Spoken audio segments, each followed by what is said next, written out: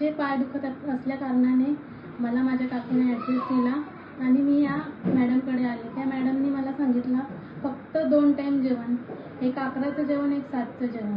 ते रूल्स मी फॉलो केले. रोज सूर्यनमस्कार 30 केले. फक्त 1 महिन्याचंच औषध दिलेलं मॅडमनी. माझं वजन 82 होतं, आता 63 झालेलं आहे. खूपच मला फरक पडला. मी बऱ्याच वेळेला ट्राय केलं वजन कमी करायचा, पण या मॅडमच्या उपचारामुळे माझं वजन कमी झालेलं आहे. चला, थँक्यू. आणि असंच फॉलो कर, व्यवस्थित राहशील. चलो, बाय. थँक्यू. नमस्कार.